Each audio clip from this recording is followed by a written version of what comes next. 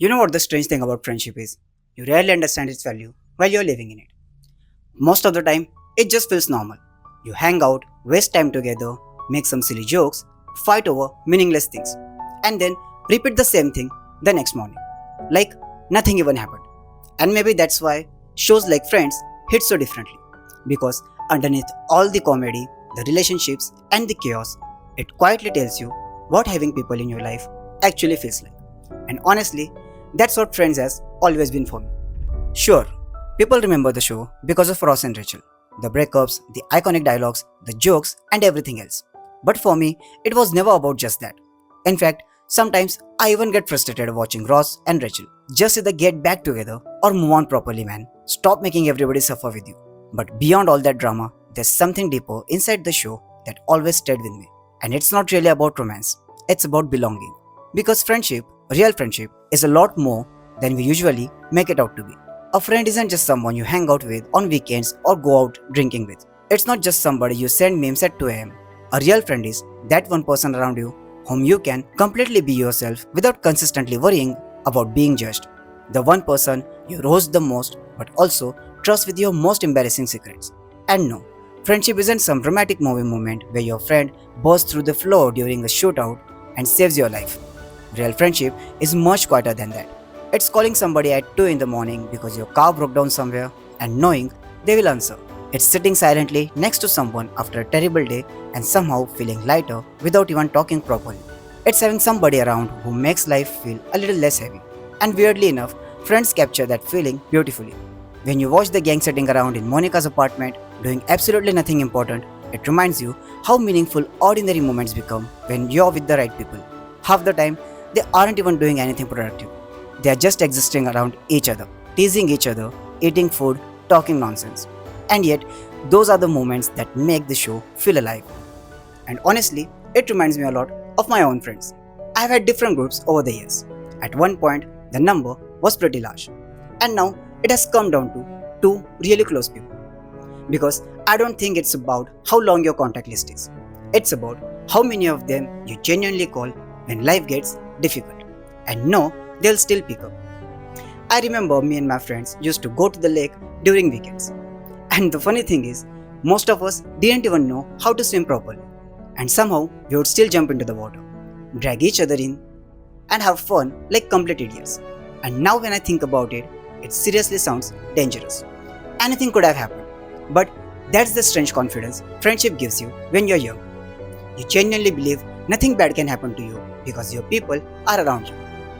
And even if anything does happen, they won't leave you alone in it. And maybe that's why friends feel comfortable to so many people, because deep down, everybody wants that kind of connection. That feeling of having people who accept you exactly the way you are. Take Phoebe for example. In the real world, someone like Phoebe would probably feel completely out of place. She is weird, unpredictable, says the strangest thing imaginable. And yet, in Friends, nobody tries to change her. She's just Phoebe, a weird little part of this strange family they have built together. And that's what real friendship looks like sometimes. It's not about finding people who are exactly like you. It's about finding people who make space for you. No matter how awkward you are, how loud you are, how emotional you are, or how different you are. They just take you in naturally until you become part of their life so deeply that separating the friendship feels impossible, like salt dissolved in water. Once it's there, you can't really pull it apart anymore. And honestly, Chandler and Joey might be one of the best examples of friendship I have ever seen in a sitcom. Not because Chandler gives Joey money or helps him survive financially. Not because he lets him stay with him. Anybody can help somebody materially. What makes their friendship special is the understanding that they have without needing words. They can literally look at each other and immediately know what the other person means. Like that scene where Chandler gets stuck in the ATM vestibule with Jill Goodacre and tries explaining it to the others over the phone. Nobody understands him. Nobody except Joey, because Joey gets him. That's the kind of friendship that feels real to me. The kind where communication goes beyond words because the other person already understands your rhythm, your reactions, your silences. And I think that's why Friends never really gets old for me. Not because it's the funniest sitcom ever made. Not because every joke still lands perfectly. Not because Ross and Rachel are some perfect love story. It stays with me because underneath all the humor and chaos, it reminds me of something very human. Something we lose as we grow older and life gets a little busier. The feeling of simply having people in your life. People who make moments memorable. People who make silences comfortable. People who know all your flaws and still stay. And maybe that's why no matter how many times I revisit Friends, it never really feels like I'm watching some strangers on a screen.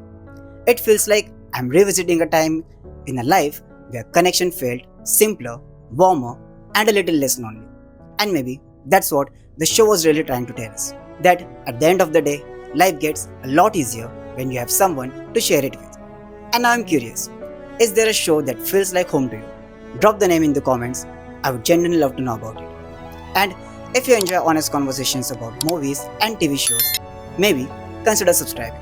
Because here on Shiva Scope, all I do is talk about stories that stay. And remember, it's not about how long your contact list is. It's about how many of them you genuinely call your friends.